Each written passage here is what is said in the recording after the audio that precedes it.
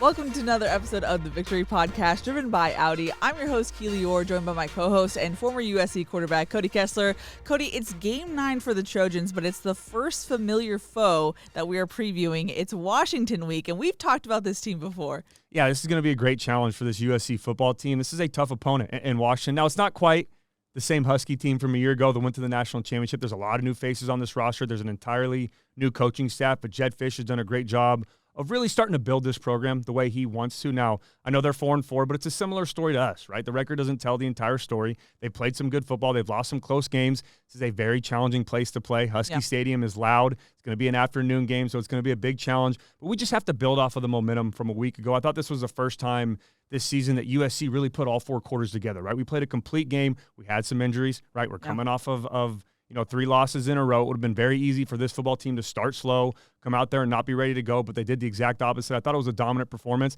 but now this week it's time to go out there and get our first road win in Big Ten Conference play. Already excited to dive into this one. Before we do, just a couple reminders. Be sure to subscribe wherever you get your podcasts. If you ever want to get your voice heard, be sure to look for a tweet or a question box either on Twitter or Instagram. Our socials are VictoryPodUSC. You can also send us a text. In the description of the audio version of this show, there's a link that you can click and it'll open up your messaging app so you can text us at any time and we get it. Just make sure to include your name because it doesn't automatically do that. That's all I have for reminders, Cody. I know you like to start with the coaching staff, so take it away. Yeah, I'm going to start with their head coach, Jedd Fisch. This is his first season as Washington head coach. He has a career head coaching record of 21 wins and 26 losses. This year through 8 games, his Huskies are 4-4, just like USC. They have wins against Weber State, Eastern Michigan, Northwestern, and Michigan. They had a big home win against Michigan a couple weeks ago, and their losses are to Washington State, Rutgers, Iowa, and last week they lost to Indiana. Fisch is a very experienced coach. He has been coaching since 1999. He spent time in both the NFL and college. Most recently, he was the head coach at the University of Arizona from 2021 to 2023, which was Fisch's first time as a full-time head coach. He was the interim head coach at UCLA in 2017 for 2 games. In his first year at Arizona, the Wildcats were 1-11, and then in just 2 short years later, he completely turned that program around. Yeah. In 2023, he led Arizona to a 10-3 record and a big win over Oklahoma in the Alamo Bowl. That was the game here, too, as I know Trojans fans remember, the triple overtime and kept going back and forth last year against USC, which was a fun game. Yeah, remember we previewed that football team about Jedd Fisch, how good they are, how dangerous they are. No Fafita, T-Mac, not a lot of people are taking them serious. So not quite that production yet on offense, and we'll get into that a little bit, but you can see glimpses of it because of how good of a head coach Jedd Fisch is. Now, Washington played in the national championship with Kalen DeBoer, but he is now at Alabama, and there are a lot of new faces on this roster this year, so it is a complete revamp, not only of the coaching staff, but a lot of their roster changes as well. A tough challenge for Jedd Fisch, but he looks to have the same success here at Washington that he did at Arizona. Now, you mentioned their wins and losses. It doesn't fully make sense to me. A win over Michigan, but then a loss to Rutgers. How do you make sense of what they've been able to do this season? Yeah, I actually watched that Rutgers game last night. That was the last game I watched, and they could not put drives away. And that's been the story of this football team. And we'll talk about it when we get to their stats on offense, but they do a great job of moving the football. They have a great run game. They have a great pass game. They like to lean heavy on the pass, but it's a very balanced attack. They just struggle to finish drives. They can't finish in the end zone. They're very high ranked in total yards and passing yards, but they're very low in the country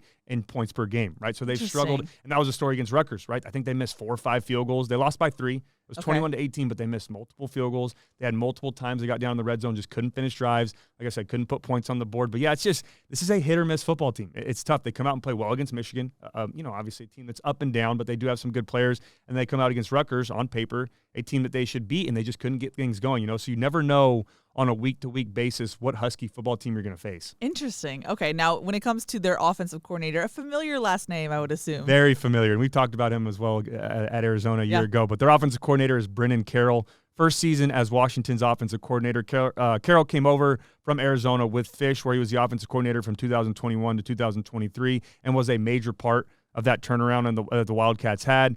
Carroll is another very experienced coach and has been coaching since 2002, where he actually started out as a graduate assistant at no other place than here at USC under none other than his dad, Pete Carroll. So if for those of you who don't know, that name sounds familiar. That's because that is there Pete is Carroll's a relation. son. Yeah, Brennan then remained at USC until 2009 with his dad. He then went on to the University of Miami for 3 years before joining his dad again in Seattle from 2015 to 2020 as a Seahawks offensive line coach and run game coordinator. So this game is going to be a little bit more personal for Carroll this week. Obviously, all the history he's had here at USC with him and his dad, which was such an amazing coach, and all the great things they did here at USC. Last year at Arizona, Carroll led an offense that ranked 8th in the entire country in passing offense and 20th in total offense. This year, Washington, like I said, has been efficient moving the football. They've just struggled to finish some of these drives, but they're hoping to get back on track this week against USC. And then when you look at the other side of the football, on defense, another Hall of Fame coach's son, or one of the biggest names in coaching history. Yes. The defensive coordinator is Steve Belichick, who I know very well. He is the son of Bill Belichick, who a lot of football fans know was of course a longtime coach, had a lot of great success in New England. I played for him. Was your coach? Yeah, in 2019.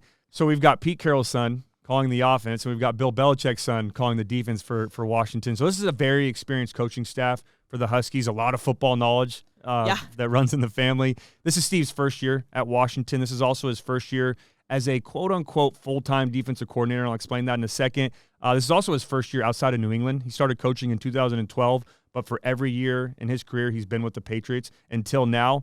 He was a safeties coach and a defensive back coach and a linebackers coach all throughout his time in New England. Now, the reason I said quote-unquote first full year as a defensive coordinator, because the Patriots never really had a title of defensive coordinator, I think, for the last 6 years of Bill Belichick's tenure in New England. But they did say that they would split play calling responsibilities between Gerard Mayo, who's now their head coach, but also Steve Belichick. And from what I read, I went back and looked at a lot of articles. It sounded like from 2020 to 2023, Steve was calling the majority of those plays on defense. So, like I said, first year as a full-time defense coordinator, but he has a lot of experience at the NFL level and calling some defenses. I actually know Steve, like I said, very well. Yeah. He was a defensive back coach when I was there in New England in 2019. Spent a lot of time with him. Okay. Obviously, Tom Brady was a starter. Me and Jarrett Stidham were backups, so you do a lot of scout team. You work a lot with the defense, give them looks throughout the week. So I got to work a lot with Steve. Great guy.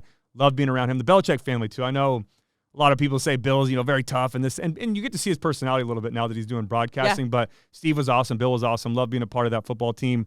And like I said, although it's his first full year, quote unquote, as a defense coordinator by himself, this Husky defense has been great this year. They have been phenomenal in multiple categories. They're 6th in the country in total defense, and they have the #1 pass defense right now in all of college football. I know Miller dropped that in his scrum on Tuesday, and I was like, wait a minute. I don't know why I didn't know that. I feel like that's kind of slipped under the radar a little bit. Well, I mean, just because of the 4-4 record, right? Yeah. When you're winning a lot of games and you have a great record and it looks dominant and you're getting those primetime slots, right? Obviously, then those stats become a little bit more relevant. Oh, the #1 pass defense, Steve Belichick. First year, you have Belichick and Carroll on the same staff. You feel like they would be more of, returning. They didn't win, but they played the national championship a year ago. Jed Fish, who's an up-and-coming coach, a lot of experience, but has only been head coach for a couple years now. You would think they'd get a lot more recognition in some of these primetime games, but records matter, right? Yep. Wins and loss matters, and that's why, some of their games have been not on those primetime slots, and you don't know a whole lot of these stats, but again, this is another football team where the record doesn't tell the entire story, and I'm not trying to give flashbacks, but I said that about Minnesota, right? I said that about Maryland a couple weeks ago, so we have to be ready to go. And they've got a very good defense, but they've got a good offense as well, and they're moving the football over the field. Well, let's talk about that offense. I know you like to start with stats. Where do they rank right now? Yeah, I'm going to start with scoring offense, and again, it's very interesting. They're averaging 23 points per game, which is 102nd in all of college football. But right after that, you look at total offense. They're having 435 yards per game, which is 33rd in the entire country. Passing offense, 283 yards per game, 24th. In college football, and then rushing offense, 152 yards per game, which is 73rd in college football. So again, they're not having any issues going up and down the field. They're just having issues finishing the drives and putting points on the board. Now, if you look at third down, struggling a little bit here. They have a 36% conversion rate, which is 99th in the country. And then on fourth down, they're 41% conversion rate. But sacks allowed this year, and we saw 4 a week ago against Rutgers. We did a good job. That's starting to become something that we can build off of for this defense. They've given up already 18 sacks this season, which is 91st in college football. Something that I forgot to ask you in our Rutgers recap was the fact that Rutgers was averaging only 1 sack allowed per game, and USC had 4 on Friday. What was the difference there? I think the biggest thing is obviously we won our one-on-one blocks, right? We've talked about our one-on-one pass rushes. That was the biggest thing that we talked about is a lot of our sacks were coming from safety blitzes, were coming from linebacker pressures, and we did have 1 secondary sack on the night, but 3 of those sacks came from our front 7 or from our defensive line, which is great to see. Denton Lynn is going to over and over and over put our guys in the position to win. We just have to go win. And that's the biggest thing on this defense. And the same thing he did at UCLA a year ago, right? And we joked about there's no Latu on this football team. You don't have, some of those guys that are Tuli Pelotu from a couple years ago at USC. They're going to go have, 15, 20 sacks or 10-plus sacks, double-digit sacks on the season. But guys can get to that. Guys have to start believing a little bit more in this system, which they have, but they have to be a little bit better in their craft and winning these one-on-one pass rushers. But there's some guys in this young group of defensive linemen that I'm excited about that I think can really take that next step under Lynn's defense and the way that he coaches and the pressures and looks that he dials up front. Cam Fountain is a guy, Devin Tompkins, another guy who's starting to show some flashes. Braylon Shelby's continuing to get better, right? So Jade Abasiri, another guy who's created some havoc. Elijah Hughes, got to give him credit too. He played well, played over 40 snaps last week. So yeah, very, very excited, but it doesn't mean anything if we don't keep building off of it, right? You have to continue to keep that momentum. You have to get better each week. You can't take a step backwards. And, like I said, giving up 18 sacks already this season, not a ton. It's not the worst in the country, but it's the lower half. But there's some opportunities for us to get home and create some pressure on Will Rogers. Now, I got curious as well, and I looked up their red zone efficiency. Washington, they're 118th in the country with a 74% red zone efficiency rate. So and that's the exact correlation right there, right? Yeah. You just, when you have those, and that was the Rutgers game like I talked about, right? There's so many times where they drive the football well. They have these big explosive plays, right? They're moving the football through the air. Their running back, Jonah Coleman, is a very good running back. And flashbacks again from last year against Arizona. He went for 130-plus against us, right? And we'll break that down in a second. But when you move the football well, it's good. It's a confidence builder, right? You start building confidence up front. The offensive line feels good. The quarterback feels good. You're throwing the football over the field. He protects the football well. But when you can't finish in the end zone, especially down in the red zone, that hurts you, and that leads to some of those losses where they could have won these games. Well, moving over to key players, you just mentioned him, red dot player Will Rogers. Yeah, I'm starting. He's my first red dot player of the week. Their quarterback, Will Rogers, 6'2", 215-pound senior. Very recognizable name in college football. He transferred from Mississippi State. He's very experienced, has played a ton of football in his college career, starting with his freshman year, has 14,337 yards passing, 107 touchdowns, and 32 interceptions in his career. This year, he's 172 for 238, 72% completion percentage with 2,022 yards, 13 touchdowns, and 4 interceptions. Now, I did list, again, like the Penn State game, another quarterback this week. Interesting. Because they do have multiple quarterback packages. The other quarterback on their roster is quarterback DeMond Williams Jr., 5'11", 185-pound freshman, a very, very good athlete. They will bring him in a couple times a game. I went back and watched some of the interviews this past week, or Jed Fish talking to the media. He said they do want to continue to get him more involved in this offense, keep getting him more snaps. He's right around, I think, 5 to 10 snaps per game. He'll come in and do some of those Wildcat-type plays. Now, he can throw the football as well, though. He's 26 of 34, 242 yards passing, and 2 touchdowns. So we can't go in there and just expect, okay, automatic run. We've got to be able to know that they will do some of those zone read play actions and throw it off of it. But on the ground, he has 25 carries, 148 yards, 1 touchdown. He's their third leading rusher. Wow. But when they do want to run the football, the guy they want to get the ball to is their running back, Jonah Coleman. He's my second red dot player of the week. 5'9", 230-pound junior. He's a transfer from Arizona, came over with Fish from a year ago, has over 2,400 total yards in his career and 15 touchdowns. They want to get the ball to Coleman in the run game. That is their primary back, a very good running back, physical with a great burst of speed, and we'll break it down when we talk about this overall offense in a second, but a little bit of Monungai type style, right? He's going to run over you, he can run through you, but he also can run away from you, right? And create some of that, has great vision and create some of those explosive plays on the ground. This year he has 118 carries, 785 yards, averaging 6.7 yards per carry, and he has 5 touchdowns as well. The other running back that they'll bring into the game and mix into the offense is Cameron Davis, 6 foot, 215-pound senior, 43 carries, 186 yards, and averaging 4.3 yards per carry. Now, when they throw the football, they have 2 very good wide receivers that complement each other well. They both have been great weapons for Rodgers this year. We have to be ready for both of them. You can't really travel around with one, because when you do and you key on one, the other one starts making explosive plays. So it's going to be a big challenge for this secondary. But the first one is wide receiver Denzel Boston, 6'4", 210-pound sophomore.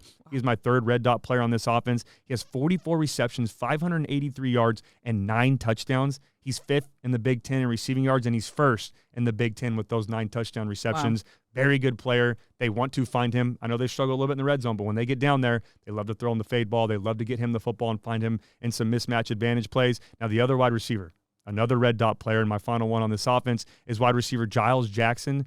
Complete opposite. 6'4" is Boston. Giles Jackson's 5'9", 185 pounds. He's a senior, 49 receptions, 553 yards, 2 touchdowns. Also has 1 rushing touchdown on the year. They love to give him those end-around plays. I think Zachariah Branch, type player. They love to find different ways to get him the ball in space. They'll hand it to him. They'll put him in the backfield, have some routes out of the backfield, but he is their speedy, quick receiver, but he's very good on the outside too.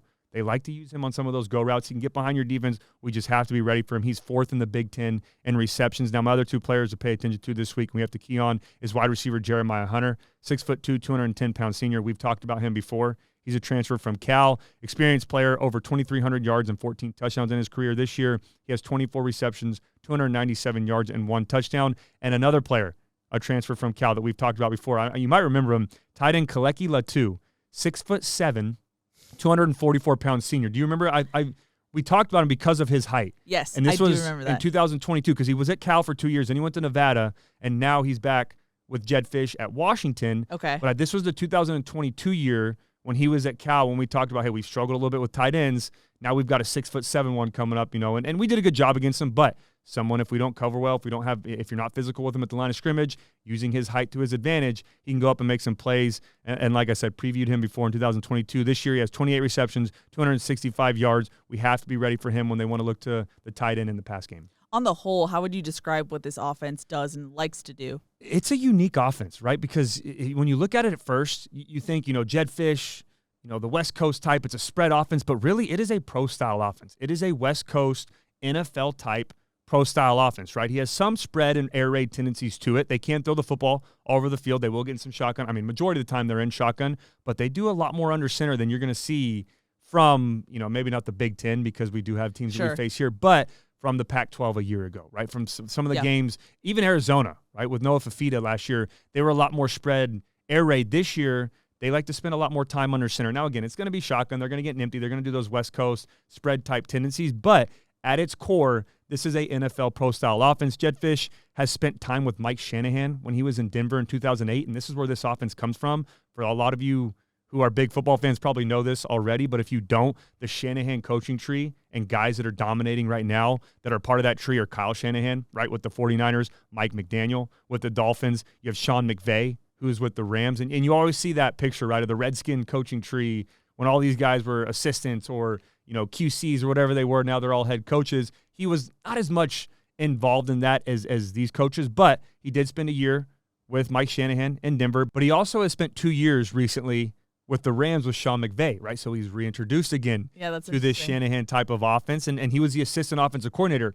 when he was with the Rams. Now, Fisch has adapted it and made it his own offense, right? And there are, like I said, some air raid tendencies to it. They do things differently than they do in the NFL, but the run game is very similar, right? The Shanahan offense is known for really being dominant in the zone run game, those outside zone. They like to reach block, get Jonah Coleman on the edge, let him read the blocks, put his foot in the ground, and get vertical. They want to be balanced, though, right? This is not, again, even though I've used the term air raid and spread, it is, like I said, a core NFL-style offense. They want to be very balanced, and that's been true this year. Their pass is 273 attempts, and run game is 258 attempts, so right around even. They will spend the majority of the game in shotgun, like I mentioned, but they do get under center a good amount, especially in the run game and play action, right? When they get under center, they're not going to do a lot of under center straight 5-step drops, right, or straight 7-step drops. When they get under center, they want to run the football or they want to run play action, right, and use those tight end slides, those post-snap movements, a lot of those different things. We do have to be ready for some unique looks this week. I did add the word funky in, right, and that's a word we love here at the Victory Pod. We've talked about a lot on defense.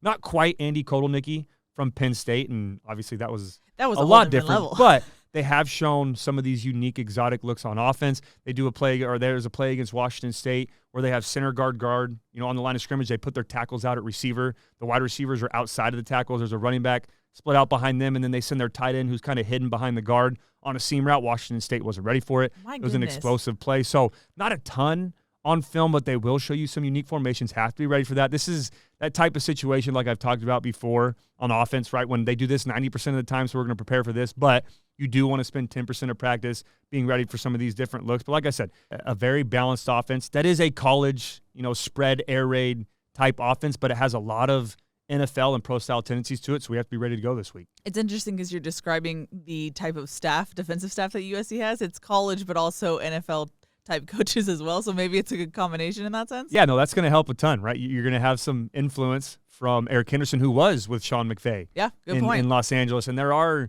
some flashes of the McVay offense when you watch Jedd Fisch and this Washington team. But, yeah, it's going to be great for him to use that. Dan Lynn obviously spent a lot of time in the NFL, so I know this coaching staff will be ready to go. But it is a little bit of unique offense because in the Big Ten, and the Pac-12 last year was all spread, all air raid. You're not going to see a whole lot of this. Fisch did a little bit of it, but with Fafita and the type of players he had on that offense, they used a lot more spread than they do this year.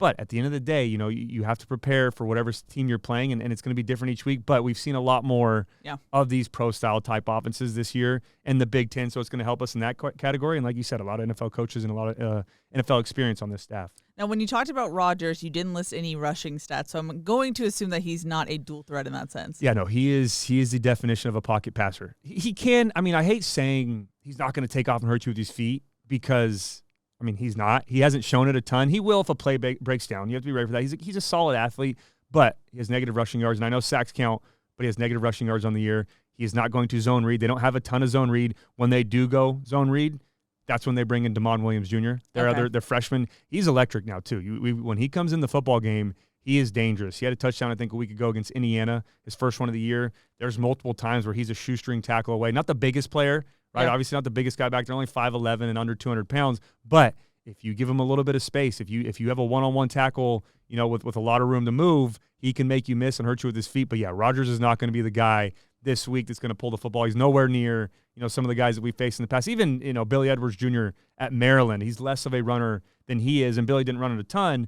But again, it's not to say he can't, if a play breaks down, take off and hurt you with your legs if you're playing man-to-man. You mentioned they're around 50-50 when it comes to run versus pass attempts, but it seems like looking at the stats, they're more successful when it comes to passing in that regard. Yeah, when their offense is rolling, it feels like, well, I mean, it is a balanced attack, right? So they're doing both well, but when their offense is really rolling, they're hitting those explosive plays in the pass game. They want to throw the football. They want to get their playmakers involved. They have two very good receivers, right, that they want to use to their advantage. And when you look at their passing offense as a whole, Fisch does a really good job of scheming up opposing defenses. It kind of flashes me back to when I play with Kiffin or Sark, right? When they did such a great job of going into the game week knowing, hey, we're going to run this, they're going to get this coverage, or we're going to hit this explosive play, right? There's so many plays where they don't quite hit all of them, and there are some missed touchdowns like we've talked about on this, and they haven't been able to connect on all of them. Fisch oftentimes has wide receivers running wide open down the field, right? Does a good job of half rolling, throwing back across the field. Does a good job of using these bunch type formations to get you into condensed coverage on the backside, get you in a too high look, and then running pressure posts on the outside off of it, putting your DBs in a bind, playing one-on-one with outside leverage, right? So he does a good job schematically of finding ways to get his guys open. He's really good at creating one-on-one matchups, whether you're in man or zone, right? He does a great job of finding those mismatches on the defensive side of the ball and allowing his playmakers to go make those big plays in space. Rodgers has been solid this year, and like I said, he's a very experienced player. He's capable of putting together some of those big games. He is coming off of his worst performance a week ago, though. He struggled against Indiana. He threw 2 interceptions. One of them was a pick six. Now, it's tough to put that on his shoulders because the first one, when he was under center, they gave up a misassignment at guard, had a free rusher, and it was a quick screen too, but he gets hit as he's throwing it. Literally a one-step, gets hit, the ball bounces up. They have a DB pressure on, or I think it was an edge pressure, nickel pressure, and he catches it on the run and takes it to the house. Those were tough to overcome. And like I said, not his fault, but he is a smart quarterback, and he knows where to go with the football. When you evaluate him as a passer, he's very good at going through progression, very good at knowing when it's a one-on-one matchup, how to throw guys open, very good at throwing the back shoulder like Miller is, right? He knows when he has those bigger, taller receivers like Boston, 6'4". I can also throw it over the top, but I can use some of those back shoulder plays to my advantage. Let him, not say bully the DB, which hopefully doesn't happen with us, but out-leverage the DB, outsize the DB, and then be able to go and get the football behind him. Now, like we just talked about, and in my notes, he's not going to hurt you with his feet. Again, and for disclaimer, I don't want everyone to, if he takes off and runs a couple times this game and everyone's saying Cody didn't say he's a runner, he's not. He hasn't shown that yet. But there are times that when the play breaks down, he can take off and hurt you with his feet. So be ready for that. But overall, we don't need to spy this week, right? We don't have to have someone constantly on zone read, looking for him to pull the football because they're not going to do that a lot. Now, when Damon Williams comes in, like I said, that's when our antennas have to go up for quarterback runs. But overall, he struggles moving around in the pocket a little bit. He's not quite a statue, and I'm not going to put him in that category. He's a good athlete, but there's a reason that they've given up 18 sacks, and it's not just completely on the offensive line. There's times where he can avoid some rush or step up or step over, and he struggles a little bit to maneuver in the pocket. So, again, a big week for us to get after him in pass rush, especially in those obvious passing situations. Now, a big part of their pass game, though, when the run game's working well, right, when they can work off of the run game, a big part of their pass game is the play action, right? And they do a great job of it is those NFL under center tight end, slide across formation, run a fake outside zone, set up. They'll half roll, throw a post back across the field. It reminds me a lot of my time when I was playing here with Kiffin, right? A lot of those pro-style looks. Interesting. Matt Barkley days as well. Those plays with Marquise Lee and Robert Woods. That's kind of what this offense is similar to. Now, Kiff is a little bit different now that he's at Ole Miss, and he's evolved a little bit. But that's, if you want to really know what this offense is, again, you can go watch a little bit of McVay. You can watch Shanahan with the 49ers. You can watch Mike McDaniel, but also go back and watch Kiffin a little bit when it was that pro-style offense, but we'd get into gun, a good amount. But the area where they really excel off of that is in play action, right? So we have to be ready. Both under center, they will do it out of shotgun too, but when they're under center, expect play action, expect outside zone, expect some of those run plays. And like I said, they love to roll the pocket a little bit. They will get them on the edge, but their bread and butter is play action, setting up in the pocket or out of gun, 3-step, 5-step drop things and let him be, comfortable in the pocket and go through progression. Now, as of recording this, we don't have injury updates on USC's secondary, given how dangerous Washington can be in the passing game. And, they were able to make do with who they had personnel-wise against Rutgers, but Rutgers' offense is fueled through Kyle Monangai, their run game. Washington seems dangerous in the pass game. What's the Cody concern meter when it comes to, obviously we don't know who's available, but it could be a little dicey depth-wise. Yeah, I mean, concern is not that high because we have Denton Lynn, right? And we've shown that we've been solid against the pass. And you go back to some of those games where, and I've talked about before, the concern is that teams that have thrown it more than 30 times have put up those big-time games, right? LSU early on threw for over 300. Penn State for 400. They threw it over 30 times. Maryland a couple weeks ago threw it for 370 on 50 attempts. So when you throw the ball a lot like that, you're going to give up some of those big plays. But Coach Lynn has done a good job, especially last week, because they did have to throw it a lot, right? They threw the ball more than they wanted to. We talked about Maryland or Rutgers being a run-first football team, which they are. But when we start to pull away, when we get a 2-score lead, a 3-score lead, especially in the second half, we have to force their hand, right, to throw the football over the field. So that was a great experience. That's why I'm not as concerned, because we saw flashes of some guys make some big plays. We did see some, plays to be made from the other side of the football, right, and they hit us on some explosive plays through the air. So that can't happen. We have to eliminate those, especially off this Washington team at home that plays off of momentum. But overall, I think the experience we had a week ago, no matter who's out there, is going to help them this week. And also, Coach Lynn and Doug Belk have done a good job of putting guys in position to win. We just have to go out there and prove that we can. But, yeah, if Denzel Boston and Giles Jackson get hot, we'll probably text during the game. But if they start getting hot and they start finding them on the outside and Boston is making some of these unbelievable catches he has, if Giles Jackson is getting behind our defense, that concern meter is going to skyrocket. But the way that we can eliminate that is obviously being physical if we play man-to-man or even in zone. But we have to get pressure on Rodgers and not allow those routes downfield to develop. Now, I know you're an offensive guy, but I'm just curious, it must be so hard when you're in zone to go against receivers that range from 5'9", 6'4", to 6'7". Yeah. It's like Goldilocks out there. When you're passing off a guy who's kind of a shorter, shiftier guy, and now you have to adjust your eyesight. I feel like that must be difficult. Well, and our defense too, and Washington's similar to us, but in our defense, there's times when you see a safety have a nickel linebacker responsibility at times because of the way we move around, or some of the pressures where a corner is going to be in a linebacker spot or a safety spot. So you never know who's going to, like you said, come into your zone. You're going to have to play. I mean, it could be times where Jalen Smith is going to have to be in the same area as Latu, who's 6'7", right? Yeah. And make some of those plays. But there's no excuses, right? And obviously, Jalen, hopefully he's healthy this week and some of those guys get back. Yeah. Anthony Beavers playing a little bit of nickel, playing that linebacker spot's going to be big. A little bit more of a physical player that he's played safety before. He can come down, I think, and do a good job with Latu and play some of these bigger tight ends. We have, obviously Kamari Ramsey hopefully gets back healthy, but having a Keely Arnold out there, an experienced player who's played against Latu before when he was at Cal, so he knows, some of these situations. But, yeah, my biggest concern, if I were to say this week, is obviously, one, stopping Jonah Coleman. He is a very good running back. Last year against us, and we'll talk about that in a second when I break down what their run game really is, but he was running the football at will, right? He had, I think, 145 yards rushing against us a year ago in the Coliseum, did not have an answer for him. We are a lot better at tackling this year. Our scheme, our game plan is a lot better this year. We've done a good job of playing on opposing offenses' line of scrimmage, so I feel a lot better about stopping the run. But like I said, if we don't have an answer for Boston or Jackson on the outside, it can be a long night, and it's just going to come down to who's going to be covering them, especially when we go man-to-man. Well, when it comes to the run game, and it's crazy because I'm just now putting this together through what you said, Jonah Coleman is the first running back that they saw last year that they will actually see again this year. Yeah, I mean, and even to one-up that, talking to Lincoln Riley on Trojans Live, he's talking about how it is a new conference, but even with some of these familiar faces or familiar teams, it's new coaching staffs. It's so many, and going back new OC, to earlier in the year, right? Having to watch some of these films where they're watching previous, like Wink Martindale, right? Having to go back and watch his Giants film or the Ravens film, although it was a similar system. But it's just, this is a bizarre year, right? It's a new conference, a lot of new coaches. The transfer portal is crazy. So you may see a lot of guys that you've faced before, which we have, and there's a couple players on this defense from Arizona that we faced from a year ago as well that we'll talk about. But yeah, when you look at the run game as a whole, and I'll specifically talk about Jonah Coleman, and I've probably mentioned some of this already, but I've got to get all my notes out there. You know how I am when I prepare. But very good back, very physical, great burst of speed, very similar to Kyle Monungai from a week ago, which we handled them well, right? We held Rutgers to under 3 yards per rush, so that makes me feel confident. I do think that Washington's offensive line is a little bit better than Rutgers when it comes to the run game. They do a good job of getting up to the second level. Last year at Arizona and Fish's offense, Coleman had 22 carries. Here's the exact stat. 22 carries for 143 yards and averaged 6.5 yards per carry when he played USC here in the Coliseum. That cannot happen this year. That is a big reason that they hung around and stayed in that football game. They were leading that game for a while as well, and it came down to the wire and went to the overtime. But a big part of that, and we talked about T-Mac, talked about Fafita playing well. Yeah. Talked about all the playmakers they had on the perimeter, but a big part of that was how dominant Coleman was in that football game.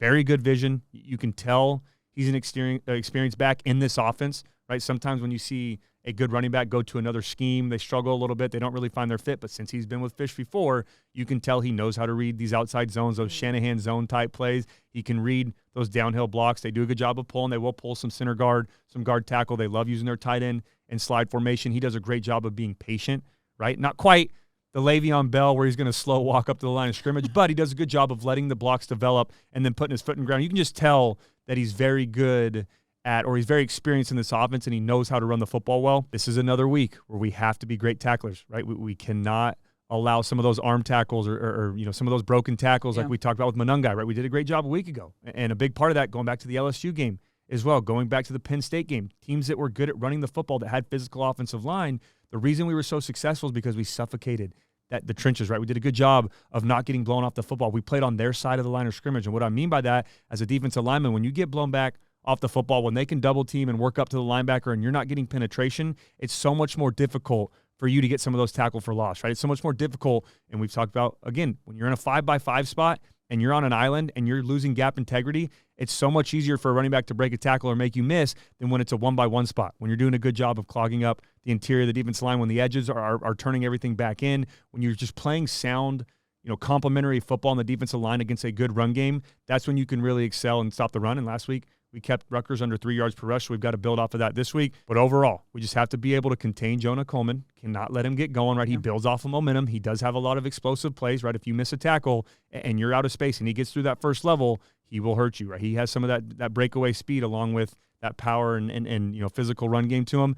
But if we can stop him, if we can contain Damon Williams Jr., when he does come in, he's not going to come in a ton. I mean, Fish did say they'd like to use him a little bit more, especially when they struggled last week against Indiana on offense. But if we can contain both of them in the run game, be ready for the play action off of that, right, when they start running the football well, or if they do. But if we can contain those aspects and force Rodgers to be one-dimensional and throw the football over the field, I really like our chances on defense. Now, as far as their ability to maybe not get it done in the red zone, is there anything that you can diagnose as to why they're not doing that? I think the biggest thing for me is obviously their field goal kicker in some of those games has missed some kicks, right? And I know you'd like to finish with 6, but 3 is still very important as well. Yeah. Especially in a game that you lose by 3. Well, and the margins that USC's lost by this 100%, season. Right? 4 games by 14 points. 2 of them were by 3, right? Yeah. And then one of them actually was by 1 point against Maryland. So, yes, you have to be able to capitalize when you settle for field goals. But the other thing for me, I think that really alludes to that is they've struggled to stay on the field and extend drives, right? 36% conversion rate on third down. They have these big drives, but they can't extend them. And then on fourth down, they're only at 41% conversion rate when they go for those got-to-have-it situations. Go back to the Washington State game, right? And I remember watching this early in the season. I watched it again on film last night, but they had a play, 4th and goal, to win the game, to put it away, right? They're going down the drive. They go for it, don't convert, right? Turn the football over. Washington State goes down, runs the clock out, game over, right? They have to be able to convert on some of those plays. Yeah. Fish is aggressive. Remember they ran I just remembered it. They ran an option play with Rodgers and Coleman. He Yeah. pitched it to him, and Washington State played it perfectly. But They just have struggled, and they'll be aggressive, right? And especially with their kicker missing some of these, they're going to probably rely more on their offense on 4th and short. If it's 4th and short, they're going for it. We have to be ready for it. But overall, the biggest thing for me is not being able to extend those drives and then finish. Even with 3 is fine instead of finishing the end zone. But you've got to be able to put these drives together but finish with points. That's the most important part. Alrighty, Cody, that was pretty comprehensive. Any other thoughts on Washington's offense? Yeah, just a couple final things that I'll add in the run game. I did want to mention they do have some RPO looks in there. It's not quite, like I said, the zone read, the triple option. They're not going to do that many crazy things with it, but they will have some RPOs where they'll have the run game involved, but they'll have a slant or a hitch outside, especially wanting to get the football to Jackson in space from the slot, running some of those slants. So be ready for that. And then also when it comes to pre-snap movement, we've talked a lot about that this year, and I think we've been great at defending that, some of the pre- and post-snap movement. They will use it a good amount, both pre- and post-snap. Now, it's not quite Minnesota, where someone's moving every single play, but they do like to move their tight end a lot. They do those end-around plays. They'll do some of those quick touch, pitch passes to the wide receiver. They'll bring, the running back around, fake a handoff, give it to Jackson on a reverse type play where he's finishing the end zone before. So we have to be ready for that. Post-snap movement, they do a good amount of that as well. Like I said, they like to slide the tight end or wide receiver to where he's blocking out the end, he's kicking him out, or he'll slip him in play action, get to the flat, and create explosive plays that way. But overall, this is a very, like I said, NFL-style offense. It's a big challenge, but we have great coaches on this staff that know how to prepare for it. But I'm excited. It's going to be fun to watch Fish and Carroll versus Lynn and his staff this week. For sure. Alrighty, let's head into Washington's defense. Before we do, just want to give a thanks to Audi. What you expect from an SUV is a range of sizes to fit your lifestyle. Expectations matter, but exceeding them matters more. The Audi family of SUVs, progress you can feel. And Trojan fans celebrate every USC win and enjoy the sweet taste of victory with a free donut at Ralph's the day after the win. Download your digital coupon from the Ralph's app to score your free donut at any Los Angeles area Ralph's store. Alrighty, like I said, Cody, we're heading to Washington's defense. I know you like to start with stats, so let us know where they rank. Yeah, they've been very good statistically this year, and I've actually added a couple more categories than we normally do on these breakdowns because it adds a little more context about how dominant they've been. But I'm going to start with scoring defense. They're giving up 18 points per game, which is 23rd in college football. For total defense, they're only giving up 272 yards per game, which is 6th in the country. And for context, USC is averaging more yards passing than they are giving up to some of these teams for their total yards in these games. They've been very good at stopping opposing offenses. Passing defense is where they really excel. They're only giving up 123 yards per game, which is 1st in the entire country. Rushing defense has been right around average, giving up 148 yards per game, which is 72nd in college football. Third down defense, right around average as well. I still think it's winning football. They're giving up a 35% conversion rate, which is 53rd in the country. Fourth down defense, they're giving up a 57% conversion rate. Now, these two extra stats that I added are very important, and this is where they excel. And this is similar to when you go back and look at Bill Belichick, his type of defenses when he was in the NFL and when Steve was there, but they're 4th in the country in not allowing explosive plays. And I looked at our standards, right, from Danton Lynn. When it comes to 10-plus yards plays, they are 4th in the country in keeping those at a minimum. Wow, so it still holds up. Very, very good, and that's why they excel, and especially in the pass game. You don't see a lot of those big-time shots down the field, but they play aggressive as well, which is surprising. It's not like they're sitting in coverage the entire game. Yeah. We'll get into that a little bit when we talk about their secondary, but the other stat that I think is very important and a huge challenge for these wide receivers in Miller Moss this week, they are 1st in all of college football in opponents' completion percentage, allowing only a 48.5% completion percentage for opposing quarterbacks. This does not bode well, I feel like, for any offense, but it makes me a little concerned for USC's offense. Yeah, I mean, the thing that makes me feel good about this game or feel better about this game is how well we've been able to run the football recently, right? Woody Marks had 3 touchdowns in the first half last week. Probably could have had more if we kept giving him the ball. We've been able to run the football against Penn State, who was one of the best run defenses in the country. We ran the football well against Minnesota. We've been able to really establish a run game this year. We've gotten Quentin Joyner going a little bit more. I still think he needs more touches. But overall, Woody Marks being the MVP makes me feel good because we can run the football. If we were just pass reliant to where we had to throw the football over the field to win games, we didn't have a run game, it was non-existent, I would be a little more concerned because of how good they are at stopping the pass. But like I said, since our run game has been better and it's continued to improve, that makes me feel a lot better. But still, we've got to be balanced. We can't just sit there and run the football 50 times, right? We have to be balanced. We have to be able to throw it, which will open up the run game a little bit more too. But it's a tough challenge. Like I said, and this isn't early in the season where they haven't really played anybody, and okay, they're 1st because of stat. And I get it. It's the Big Ten. They played Iowa. They played Michigan. Indiana. They're not going to throw it all over the field, right? So they've played some teams that aren't pass heavy. But when teams do throw it, Washington State, when they had a couple turnovers in that football game, when teams do throw it, they struggle to find some success through the air. Now, key players, who are you looking at? Yeah, I've got a lot this week. I've got a couple red dot players. I'm going to start with, in my opinion, their best player on defense, linebacker Carson Bruner, 6'2", 225-pound senior. Like I said, my first red dot player of the week. Very experienced player, over 250 tackles in his career, a veteran and a leader on this defense. This year he has 55 tackles, which leads the team. He has 1 interception and 3 pass defense. His partner in crime right next to him is linebacker Alfonso Tuputala, 6'2", 230-pound senior, 45 tackles, 2.5 sacks, 1 pass defense, a very experienced player. He's also played a lot of football. He's in his 6th year now in college, coming off of a 14-tackle performance against Indiana. They are a great 1-2 punch combo at that linebacker spot. Now, my next red dot player is safety Cameron Fabicki-Landon, 6'1", 200-pound senior. In my opinion, one of their better, if not best players in their secondary, especially at the safety position. Very good player, great instincts. He's that spark player on the Stevens. Had a great interception against Michigan, diving, laid out, put his body on the line for his team, got the crowd back into it. He has 30 tackles, 1 interception, and 2 pass defense this year. Now, my third red dot player of the week is defensive tackle Sebastian Valdez, 6'4", 305-pound senior. This is another big challenge for Jonah Monheim and our guards this week, and it feels like I say it over and over and over. Every week. And it is the Big Ten. I know Washington's coming from the Pac-12, but to be competitive in the Big Ten, you have to have those big defensive tackles. You got to be able to stop the run. You got to be able to stop the interior of the offense, right? And again, where I do feel comfortable about that, though, and I don't mind the challenge each week, is because of how great Jonah Monheim's playing, how good Emmanuel Pregnon has been playing lately. I thought he's been phenomenal. Alani Noah starting to get that confidence now, has a couple back-to-back starts under his belt, so I do feel good there. But if we want to run the football well, we've got to be ready for Valdez. He did get a stinger, though, against Indiana. I will say that, so he missed a little bit of that game, but Fish said, and I quote, he should be ready to go for USC. So I expect him to be out there. We've got to prepare as if he will be out there. He has 29 tackles, which is a lot for a defensive tackle. We talk a lot. Say it every week. They don't have the stats. Yeah, he's not a big stat guy, but Valdez is very good at getting in the backfield and stopping the run. He also has 1 sack on the year. Now, a couple other players to keep an eye on is safety Mikel Esteen, 6'1", 200-pound junior, 26 tackles on the year. Another one is their corner Thaddeus Dixon, 6'1", 185-pound senior, 24 tackles, 1 interception. Very good cover corner, a light red dot this week. It was close. Yeah, a pink dot. There you go, to giving him one. Another good player in their secondary is nickel linebacker Jordan Shaw, 6'1", 175-pound freshman. He's a transfer from Indiana, so he redshirted a year ago, has 21 tackles this year, solid player for a freshman. He doesn't look like a freshman when you watch the tape. He makes some big-time plays at that nickel position. And my fourth red dot player of the week is cornerback Ephesians Prysock, 6'4", 195-pound junior. If that name sounds familiar, that's because it is. We previewed him last year. He's a transfer from Arizona, was a very good player for the Wildcats, the same this year for Washington. 20 tackles, 1 forced fumble, 4 pass defense, does a great job of knocking the ball away. A big physical corner that can cover well. That's wide receiver size, 6'4", 195, but he's out there. He moves well. Very physical when it comes to cover, especially in man, even in zone. He can come up and tackle, and like I said, he uses his length to his advantage to get his hand on the football and knock it down and make some plays on it.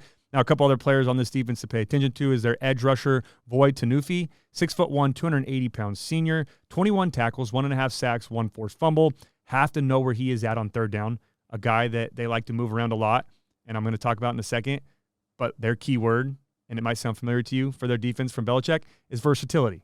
And that's something I was ready to be like funky. No, versatility, which Lynn preached a ton about when he got here to USC. Yeah. That's the same thing with Belichick. So you've got to be ready for the different ways that they're going to use these interior and these outside pass rushers. They will move, like I said, Tanufi from outside to inside on third down. They'll bring in 4 defensive ends like we've done before, like Lynn did at UCLA a year ago. So we've got to be ready for that. Has over 10 sacks in his career, a very solid pass rusher. Another edge player is Isaiah Ward, 6'5", 225-pound sophomore. Very good young player. Another transfer from Arizona. 17 tackles, 3 sacks, leads the team, and has 1 pass defense. Another, I guess pink dot, light red dot player. It was tough to me to give 5, 6, 7 red dot players. But when you have the number 1 pass defense, when you're top 10 in total defense, when you're doing a good job of keeping teams out of the end zone, it's because you have a lot of playmakers on that side of the football. So I guess he could have been another one. And then the last player we have to be ready for is another good interior defensive lineman, Jacob Bandez, 6'3", 305-pound senior. Another challenge for Monheim, Pregnon, and Noah up front. He has 18 tackles on the year and also has 1 interception. So we had a big man pick. Let's go. Earlier this year. Now, this is not super important, but I want to close the loop here. When we were previewing Arizona last year and you said Ephesians Prysock, I had this space out moment where I was like, why does that sound so familiar? And then someone tweeted at me he was committed to USC in 2021. That's right. But then when Lincoln came over, it was that whole shuffle. So that's also why it might be familiar for USC See, fans. and you always give me credit to flash back on some of these things that I pull a stat out of nowhere from. But the same thing with you. You have a lot of. Someone tweeted that at me. Recently? Well, no, it was last year. That's what I'm saying, though. And you randomly remember that. I guess, yeah. Of a preview episode we did over 365 days ago. Okay, fair. That's where, you always give me a hard time or give me credit. No, I'm impressed. Yeah, same thing. Of giving me credit of. Fine, I just pulled a Lake McCree stat from a couple weeks ago or pulled, these random things from a year ago. But that, when you do a lot of football prep and we both do spend a lot of time around the program and the transfer portal era, yes, you're going to see a lot of these names. But when you expect a head coach to go over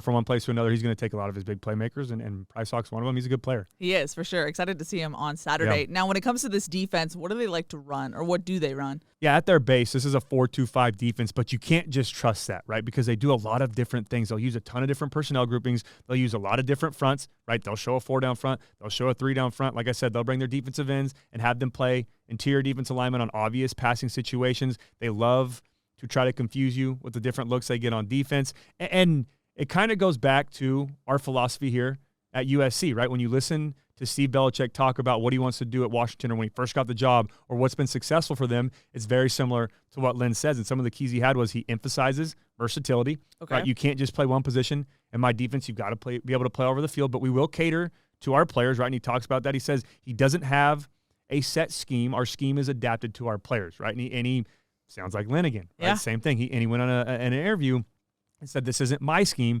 it's our scheme, right? I have input from myself and the Patriots. I have input from my coaching staff. I have input from different players that have been in different systems, and we've kind of formulated all of that. Also kind of and made it our answer. own scheme. Very similar to Denton Lynn. And then, like I said, he said it's a combination of players and coaches working together to figure out what works best for them. Now, when you look at this defense on film, they want to keep you guessing constantly, right? Like I said, it's a 4-2-5 at its base, but as soon as you get comfortable and say, okay, 4 down, 2 linebackers, a nickel defender, 4 DBs, they're going to switch it up, right? They'll change personnel groupings, whether you're in base or 3 wide or 11 personnel, right? When you have a passing, or 4 wide, right? When you take a tight end out the field, or 2, whatever you're in, they like to mix it up a little bit. They like to move guys around like we do, right? And that can be identification nightmares. It can be tough when you get up there saying, okay, well, that guy's the Mike, but now he's out and there's a DB playing Mike, but the linebacker's outside. Who's who? You've got to be able to communicate. You've got to understand what number is who, right? And today's era of college football and NFL, you have D tackles with single digits, right? You have defensive ends with single digits. So you've got to be great on your film study this week. You've got to understand the starters, but you've also have to understand who the backups are. This defense wants to force you to put together long drives. Like I said, they're 6th in the country in total defense. They're 1st in pass defense, right? And that's where you expect a lot of those big-time plays, a lot of those explosive plays. They don't give them up. And it's crazy, like I mentioned. It's so impressive because they're 4th in the country and not giving up explosive plays, but they play so aggressive, right? They don't just sit back in coverage the entire time. They don't just play, Utah State where they're going to play 3 safeties deep, keep everything in front, have 3 defensive linemen and let you, force you to run the football all game long and try to find explosive plays there. They will go all out cover 0. They love to bring pressure. They'll bring 6, 7-man pressures and play straight man with no safety help in the back end and trust their guys to cover, which they do. They do a good job of playing man-to-man, but that's why it's so impressive to me that you expect, those big-time plays. And there are, right? And again, I think Belichick's doing an amazing job. I think this defense is phenomenal, but there's plays to be made. They do give up some of those explosive plays, more so in the run game, because when you bring pressure, when you bring 6, 7-man pressure, and they're not going to bring pressure the entire game, but they will bring single safety, they'll bring corner, they'll bring random nickel defenders, they'll bring random linebackers, drop ins out. They do a ton of different things. 3rd down is a completely different beast. We'll talk about that in a second. But it made me laugh, too, watching some of this film from Steve. Did you get flashbacks? Yeah, at Washington, because, like I said, Tom Brady's a starter, so me and Jarrett Stidham would go against our defense every day in scout team. Yeah. So I've seen this defense so many times. But he is true. It's not exactly Bill Belichick's defense. He has done a good job of making it his own, like Lynn has before, right? If you watch UCLA's film from a year ago, it's not going to be the exact same that you saw with him, here at USC. Or if you watch Martindale, you see those little differences. And me being a football nerd that I am, I look for those. Yeah. So you can definitely tell the way that they pass things off a little bit, just to kind of give you a little insight, the way that they call some of their pressure looks. They'll run it differently than, they did in New England, but there are some similarities as well. But like I said, it's just so impressive that how well they've held teams from giving up explosive plays or gaining those explosive plays, but they still play very aggressive. And like I said, he wants to put his guys in the best position to win, be ready for some unique looks, be ready to identify multiple personnel groupings. But our advantage this week, and I think something that's going to help us in preparation, is that our offense gets to face Danton Lynn every day as well in practice. So we're ready for those communication things. We've seen it a lot in spring. We've seen it a lot in fall. Yeah. It's, again, just going to be another week with Lincoln and Belichick, which is kind of cool to say. You got Lincoln Riley going against Steve Belichick in a college game day, on Saturday. But it's going to be a lot of fun to watch.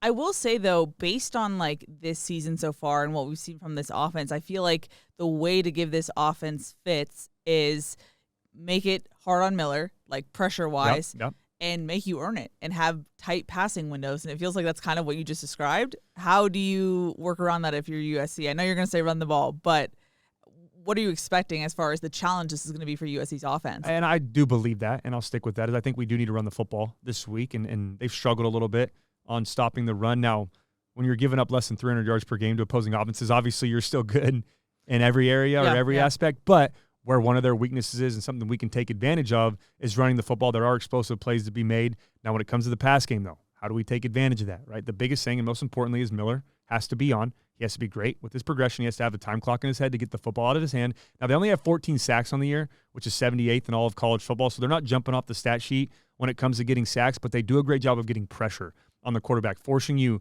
to throw it a little bit quicker than you want to, hitting you after you let go of the ball, right? So we have to be great in pass protection this week. And I feel good there because we've continued to take steps forward. We're starting to see some consistency, some continuity with that front five, right? A group that's been playing together now for a couple games. Lonnie Noah has been better. Our tackles, Murphy and Page, have both been better. They continue to improve. Pregnon and Jonah have been solid. So I feel great there. But another challenging week, right? A very good pass rush, a team that's very good, like us, at bringing these different looks. And again, we'll talk about third down in a second. I'm already chomping at the bit because I love, like I said, games within games. I'm excited to talk about that. But overall, we got to be able to protect. But Miller has to take advantage of those throws because they're not going to give you a lot of shots on defense. And they do get out of position at times with how many different looks they do, and they'll play man-to-man. They're not going to win every time. But ton of crossers this week, some of those over routes like we saw last week against Rutgers. But when they're there, and when we have those one-on-one shots on the outside, Miller has to hit them, and we have to catch them. Well, you teased their third down defense, so now I'm curious, what are they showing there? Yeah, have to be ready for third down. This is the definition of a game within a game, right? The football game's a game, but there's third down's a game, red zone's a game, short yardage. This is a lot of very exotic looks. This is absolutely in the Lynn and Martindale category. Okay. It is that funky. There you go. I knew you were waiting for it, but you are going to see so many different looks. There's going to be times where no one has a hand in the ground. Everyone stood up. There's going to be time when there's not one interior defensive lineman on the field, like I talked about, all defensive ends. There's going to be time when there's 6 DBs, when there's nickel, when there's dime. I saw New England. I don't know I haven't seen it on tape yet in Washington, but he'll bring 7 defensive backs on the field going against this defense. Third down is a nightmare. And Belichick, both Bill and Steve now in Washington have excelled in this, right? We've talked about before how it's just as opposing quarterbacks, you don't have a lot of success in New England, especially when you're a younger player, especially when you don't have a ton of experience going against a Belichick defense. That holds true. Like I said, 48.5% completion percentage. A big part of that is in obvious passing situations, especially third down. They are going to confuse you. They're going to show you 4 or 5 different things pre-snap, from the front to the linebackers to the secondary to the corners, and then they're going to change all up post-snap, right? And now you're already thinking, and then they bring 4 guys to this side, they drop out this way. They do so many different exotic looks. And they do so many looks to where they'll, like I said, one time bring full out 7-man pressure cover 0, and then they'll do a time where they only bring 3 or rush 2 and drop 8 or drop 9 into coverage. And now you're thinking of a quick throw. You get out of, once that clock in your head as a quarterback gets mixed up, you're not in rhythm. It's so tough, especially if you don't have that ability to throw outside the pocket, which I think Miller's been better at. And he's going to have to do that this week. But there's going to be times where he's going to be not predetermined, but okay, it's cover 2. They're bringing pressure this way. I know my answer is here, here, here. And then it's going to change, and you're going to have to flip, right? Now I got to go over here. This is my winner in a 1-high, whatever it may be. Your time clock's going to get off in your head a little bit. He's got to extend plays, especially on third down. And like I said, they're not afraid to play man-to-man. So when they play man-to-man on these got-to-have-it situations, on these obvious passing situations, no one's accountable for the quarterback, right? You're going to have guys playing man-to-man all over the place. Someone's going to take Woody Marks out of the backfield. For Miller, especially a guy they're not going to, QB spy this week, he's got to be able to use his legs and pick up some of those yards on the ground when those plays break down. A huge week, like I said, for identification pre-snap. And I think this is important to talk about for a second because the areas that we've struggled up front on the offensive line in pass protection, or the most that we've struggled up front in pass protection, has been on the road, right? And the toughest part about being on the road is obviously the play clock's the same everywhere, but it feels a little bit shorter when you're on the road and you can't hear, right? Because, again, a defense that's comfortable in this scheme. I know it's their first year, but they over-communicate, obnoxious communication. He hasn't said that, but you can tell there's not a lot of times where guys are out of position. So they do a good job of showing all these different looks and then still getting to the spot they need to be, which makes it even tougher as a quarterback because you're hoping, okay, well, now they're getting out of spots. I can find some holes. You can, but there's not a whole lot, right? Number one pass defense in the country doesn't give up a whole lot of explosive plays through the air. Yeah. But the biggest thing this week is we have to over-communicate up front, right? Or stick with it and trust it. If I'm Miller, hey, I'm going Mike's right here. Let's send the line. Mike is 42. I'm sending the line to 42.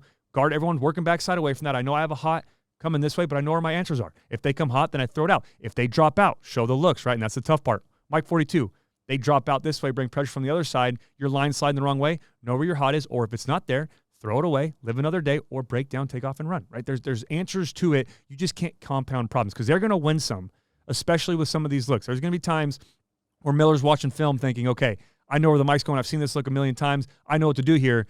Belichick's going to have something new this week, right? There's going to be times they win. Great. That's going to happen. That's fine. Just don't make a bad play worse. If they do win, if they do beat us in pass protection, go down with the football. It's fine to take a sack, right? We don't want to, but go down with the football. We just can't have some of those, the Maryland game where he tried to force that throw to Zachariah, have those picks. Yeah. You just can't have those momentum-changing plays on the road. You've got to be smart and protect the football. But how well Miller played a week ago gives me a lot of confidence for this week. But, yeah, this is going to be crazy. And the last thing I'll say about their third down defense is when they get to, and the same thing was true with Bill Belichick, when they get to the red zone, when they get down to that goal line area, cover zero is coming. They will bring it starting at the 25 and in. And they'll bring it in the field as well. But when it gets down to those got-to-have-it situations in the 25, I am starting with thinking, all right, cover zero, my antenna's up for cover zero. If they don't, now I'll adjust out of it. Then I'll re-identify the front. Or then Is your clock way faster? But once you know what their tendencies are, and that's why you have to be able to play on the run and be quick or think on the run. And I'm not saying actually on the run, but think on the fly.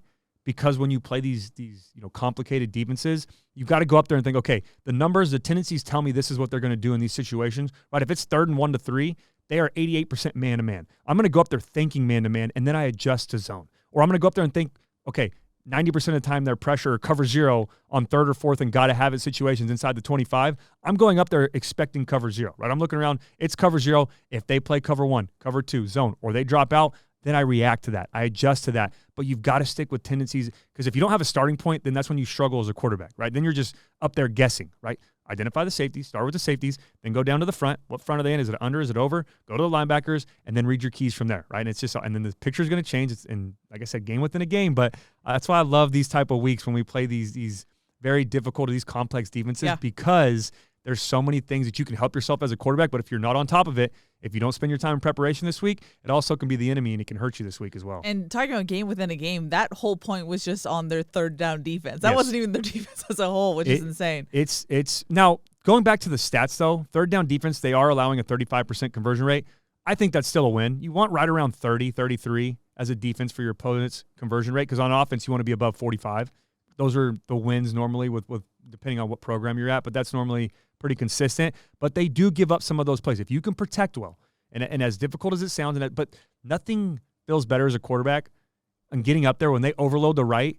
But, okay, I know the safety's rotated. Like, I've seen this look before. You're overloading the right for window dressing, but I'm going to mic backside. We're going to pick it up, and now you're depleted in the back end, and I'm going to go hit you for a 10 or a 15-yard gain and convert on a third down. That is a great feeling, but that comes from preparation. Teams have done that, right? They're 53rd in college football on third down conversions for opposing offenses. So there are plays to be made, especially when they show you all these crazy looks. But where you struggle, where they can dictate the outcome of a game and take over on defense, is that game within a game on third down. If you're not ready for it and you're guessing all game long and you're getting those wrong and they're getting home with some sacks and some tip footballs on the other side. Now, I know the schemes are different, but are there any advantages to having to go against defenses this whole season where you have to memorize their tendencies? You don't really know what you're going to expect pre and post snap. Like, is there an advantage to that, or is it just kind of still a guessing game? I mean, to be honest, and this is just being brutally honest, as a quarterback, I'd love for it to be as vanilla as possible. Well, I'd love for it to go into a I'm week sure. and think, okay, they run, because you do take pride and say, okay, I'm going to, but to your point, do you maybe feel a little bit more locked in because of how complicated it is, because of how much you feel like I need to over-prepare? Yeah, I guess what I'm saying is like Miller had to do that against Michigan. Yes. And maybe he was like, you know what, I should have prepped X, Y, and Z way because I wasn't prepared in this situation. Are you saying like seeing it? Well, yeah, but that, and then you could argue though, Danton Lynn too. Like he's seen it a ton with Lynn to lean on that. But yeah, and 100%, the more you see these, especially from coaching trees. Now I wouldn't, and we talked about though, Martindale was with Belichick before, right? Or Belichick and Saban. I won't go into it. They all are somewhat a part of that tree, a little bit. So that's where Flash, and then obviously that's Steve's dad is Bill Belichick, so he's taken from that. Mm-hmm. It is different. There are different things they do, and this would be a 3-hour episode if I broke down the difference between the New England Patriots and the Washington Huskies right now. Goodness. Because we would be here for a long time on every scenario. Yes. But because, just the game's within a game. It's first and 10. First and long, after a penalty. Second and short, second and medium, second and long, third and short, third and medium, third and long, third and 11 plus. Then there's backed up, coming out. Then there's shot plays from the 50 to the to the opposing 30 where you want to take your shot plays. The playbook, and you see those playbooks by those coaches, they aren't all just every play listed, right? When they have those call sheets, they are every single situation that you have. And there's, so many in football. Things that you don't even are 2-point conversions now, right? Are plays after a turnover, are explosive, the momentum. Like there's so many different categories and different things that, you have to be able to simplify it. But to your point, kind of reeling it all back in, yes, the more you play these, difficult defenses, these crazy, funky look type defenses, they're going to show you a ton of exotic looks. You get more comfortable with it, right? And you get more reps in doing it.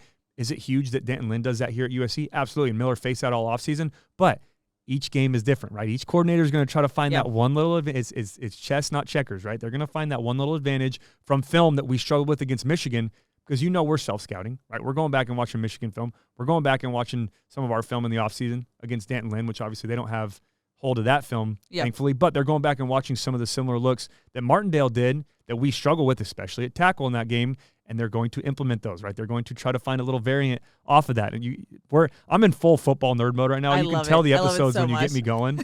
And I'm just rolling off these football knowledge. I'm having flashbacks to my playing days. You're just like boom, boom, boom. But yeah, no, it's a big week, and that's most important this week, right? It is starts with Miller. He's got to get everybody in the right spot. But right after that, 1A, 1B, offensive line, both run game and pass game have to be over-communicating, have to be ready to go, and expect all these different type of looks and fronts you're going to get. Now, statistically, with this defense, I feel like the one quote-unquote outlier, if you will, is their rushing defense. Yeah. What are you seeing there? Yeah, that's somewhere that I think we can take advantage of. And like I said, they are the best team in the country at defending the pass, but there are explosive plays to be made in the run game. And the biggest reason for that, it's kind of similar to here, right? Think back to the Minnesota game with Darius Taylor, their running back that had explosive play after explosive play on the ground, because when you play an aggressive style of defense, it's that high risk, high reward, right? And especially in pass defense, it works to your advantage when the quarterback's dropping back. You're bringing these different pressure looks. You can pin your ears, get after the quarterback. But when they start running the football and you're not getting home and you're losing gap integrity because you're playing so aggressive, after you get past that first line of defense, especially when you're playing nickel, there is no one there, right? They have so much more space. So you have to stop the run up front or get great penetration up front and stop those gaps, have great gap integrity, because if they break through that first level, like Jonah Coleman at Washington's very good at, like Woody Marks is good at, like Darius Taylor did against us. If they get through that first level, especially with how much Washington plays man-to-man, there are big plays to be made. You just have to get through that first level of defense. When they play nickel, they have 1 or 2 linebackers on the field. Sometimes, like I said, they'll play dime. They'll bring extra defensive backs in. Those aren't your prototypical come downhill, tackle the running back type players, so there's plays to be made. So that's the biggest thing for me is we've got to be able to do that, and it kind of leads into their win-loss record this year, right? And when they struggle to stop the run, they struggle to win football games. When you look at the numbers, in 3 of their 4 losses, they have given up over 180 yards rushing in those games, right? Against Indiana, they lose, gave up 188. Against Iowa, they lose by a couple scores, give up 220. Against Rutgers, where they struggled, and Kaliak Manis didn't throw the football very well in that game, but Monungai was running it all over the field. Rutgers had 184 rushes or 184 yards rushing that game. They lost every single one of those games. And like I said, they just love to get up the field. They love to get pressure on the quarterback. But if we start, because you don't know, obviously as a defense, you don't know if it's a pass or run when you have a play called. You have to read your keys and react. But when they have some of these pressure looks on, especially in some of these obvious passing situations, don't be surprised if it's 3rd and medium and you think we're throwing the football and Lincoln calls a run, because of these different looks they do up front, because if you can get past that first line of defense, we can gash them. So don't get frustrated if Lincoln's running it on 3rd and 7 or 3rd and 5 if they're going, these crazy looks playing man-to-man, because if we can break through on that, then there's big plays to be made on the ground. Alrighty, Cody. Well, once again, you have me excited for a game on a Wednesday. That's not until Saturday, so I guess I will just have to wait. But any other thoughts on Washington's defense until then? No, I pretty much emptied the entire notebook there on the defensive side of the ball. This is just a big game for us. We have to be efficient, right? That's a key word this week, especially on the road. We need to go out there and get that first Big Ten road win. And it's going to come down to how well our offense can play, how well we can move the football, how well we protect the football. But I can't wait to watch Steve Belichick versus Lincoln Riley on Saturday. Alrighty, Cody, let's look at the game as a whole. It's time for the USC Man School of Pharmacy prescription to win, the keys to the game for USC against Washington. First up, run the football. Yeah, the Huskies have the #1 pass defense in all of college football. They also do a great job of limiting explosive plays, especially through the air, but there are big plays to be made on the ground. I would love for us to get Woody Marks and Quentin Joyner going early in this football game and control the trenches with our offensive line for all 4 quarters. And the second key to the game, get pressure on Washington's quarterback, Will Rogers. Yeah, Rogers is a very experienced quarterback. He's played a lot of football in his college career. He is at his best, though, when he can sit in the pocket, make his reads, and go through progression, especially off of play action. This USC defense is coming off of a 4-sack performance last week against Rutgers. We need to build off of that, keep that momentum going forward, and make Rogers uncomfortable all game long. And the final key to the game, win the turnover battle. Yeah, USC did a great job protecting the football a week ago. They had 0 turnovers on offense against Rutgers on Friday night. They have to keep that up this week, especially on the road in a hostile environment. I would also like to see our defense get some takeaways on Saturday to create momentum and take the Washington crowd out of the game. Alrighty, let's head over into questions. Before we do, just want to give a thanks to Audi. Focus matters. Listen closely. The Audi Q8 e-tron's cabin is serenely quiet, so you can focus on other things like having tomorrow's technology today. The new fully electric Audi Q8 e-tron, how we get there matters. And at Ralph's, everyone wins when it comes to saving big, because when you order online through the Ralph's app, you get the same great prices, deals, and rewards on pickup or delivery that you do in store. So no matter how you shop, you always save big at Ralph's. Ralph's, fresh for everyone. Cody Kessler. Fight on. Fight on. Alrighty, I'm going to a question from No Cheese, who said, I'm hoping Lincoln Riley will call more run plays. We need to get Quentin Joyner more involved. Do you agree? No Cheese, have you been listening? Cody Kessler agrees 100%. Yeah, I've been big on getting Quentin Joyner the football, and this is the week to do it, right? And I don't want to take touches out of Woody's hands. I've talked about that before, but we can take away from the pass game a little bit, be a little bit more balanced. We were against Rutgers. That was great to see, right? We had the lead in that football game in the second half. We threw it 28 times. We ran it 23 times. That is balanced football. That is very difficult for opposing defenses to be able to come out there and prepare for, if you're one-dimensional, how to stop you. So that's a great job, by Lincoln Riley in this offense of, sticking with the run game throughout that entire game. But, yeah, this is a big week to do it, right? We're playing the #1 pass defense in all of college football. They do a great job of limiting those explosive plays through the air. We've got to be able to establish a run this week. That's where we can find some of those big-time plays. Let's get Woody Marks going early, but I'd love to have a great 1-2 punch this week with Marks and Joyner. We got a question from Zach, who said, Sam Green and Cam Fountain look like promising young pass rushers. Can you maybe shed some light on why they haven't played that much this year? Are they not as good in run fits? I ask because I haven't really watched them in the run game, he says. Yeah, I think the biggest thing for that is because of the guys that have been ahead of them, right? And we've seen Jameel Muhammad, who's been very good this year. I think he can be a little bit better in his pass rush. He's gotten there. He's gotten home, or he's gotten to the quarterback a couple times. He just has to get them to the ground and take that next step. Anthony Lucas, before injury, was our starter opposite of Jameel, so he's had a lot of playing time. Braylon Shelby was kind of that rotational guy that's played a lot, but now with some of these guys injured and with some of these younger guys having to step up, and you can tell with Coach Lynn, Coach Henderson, they're going a little bit more into the depth on the defensive line right now, giving some of these younger guys an opportunity. Nate Clifton is still a question mark for this week if he's going to be healthy or not. Yeah. So some of these younger guys are getting those opportunities. I thought Sam Green did a lot of things well last week, had a sack, right? Was creating some havoc in the backfield. Cam Fountain, another guy that's shown flashes this year. Devin Tompkins, Elijah Hughes, some of the guys that we talked about earlier in the show. But I think a big part of them not playing a whole lot early in this season was because they weren't quite buried on the depth chart, but there were guys ahead of them that had earned that right to play, and have been doing some things well. But now it's their turn, right? With some of these injuries, these young guys got to grow up quickly, and Cam and Sam are 2 guys that I'm excited to watch going forward, and I think they're going to develop well under Coach Henderson and Coach Lynn. I think also when it comes to like a playing time question, we can never fully know. It comes to the practice field, but in the meeting room and like academics, you never know. And I'm not saying that's the case for Sam Green or Cam Fountain. I'm just saying that there's so many variables to this that we can't fully know. Well, it's just funny, too, how it played out. And like I said, hope Nate Clifton can get healthy. He has been phenomenal up front on defense, both in pass rush and in run defense. He's been just a huge grab in the portal this year. But last week, Lynn was talking about how Elijah Hughes has been playing well in practice. They're starting to see him trend in the right direction. I think someone asked him if he's going to get more opportunities, and then sure enough, you never know. You're always one play away. Yep. But Clifton gets hurt, and now Hughes has to play over 40 snaps in that game, and he did some things well, got in the backfield, and you can tell, obviously, he's still a younger player, and some of these guys are younger players that don't have a lot of experience, and they're going to learn from that. But the more we can get them out there, the more reps they can get, the more comfortable they're going to be going forward in the future. Tyler says, who's your quote-unquote dog work man of the game? I love this award he created. Yeah. Lemon all-purpose yards, Cam Fountain tackle for loss, or Miller 400 yards. That's the Coach Henderson, the dog work, right? Yeah, but man of the game. Now I love it. Hey, maybe it might be a staple now on the podcast. We'll pick a player of the game, the dog work player of the game, brought to you by Tyler. But yeah. No, but and Henney. Yeah, and Coach Henney. But I'll say this. I'm going to go with Mekhi Lemon. I think he's been phenomenal the last couple of weeks. He's been very good. And we've searched for that wide receiver one this year, right? And we've talked so much about having that go-to player on the offensive side of the ball, and it's been someone different every week, right? First it was Kyron Hudson, then Jacoby Lane stepped up for a couple games, then you have Deuce Robinson making some big plays,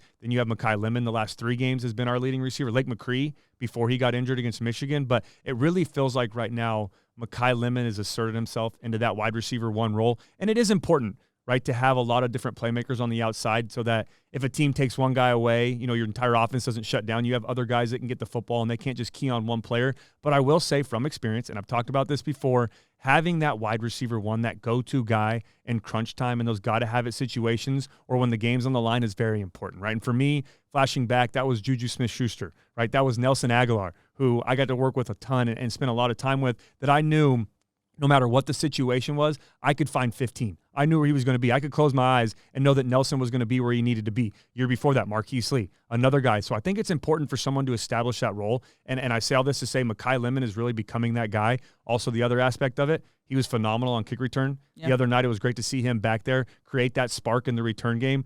Wish he would have taken that one to the house. He was so close, 1 or 2 cuts away. But overall, it was just great to see him really establishing himself as a premier playmaker on this team, and we were very high on him in the offseason. Yeah. But I think if he can keep that up, he can really become that wide receiver one that this USC offense has been looking for. Trojan Dad said, do you think how we played last week is enough to beat Washington? Yeah, I do. I think we did a great job on both sides of the football, especially on offense, protecting the ball, right, establishing the run game. We played with the lead. This time we looked comfortable with the lead. We kept a balanced attack on the offensive side of the ball. Miller played well, right? And that's where I've talked about before. I felt like he was in, his most comfortable game of the year or his most complete game of the year because he had time to throw. Offensive line protected well, but he had time to throw, went through progression, got the ball to his playmakers in space, allowed them to do the rest. I'd still like for us to be a little bit more aggressive down the field, and I think there will be some opportunities this week against Washington, especially with how much man-to-man they'll play on the outside, and they leave their cornerbacks on an island when they bring all these different looks, especially on third down. But overall, yeah, that was the recipe to winning football games. Protect the football,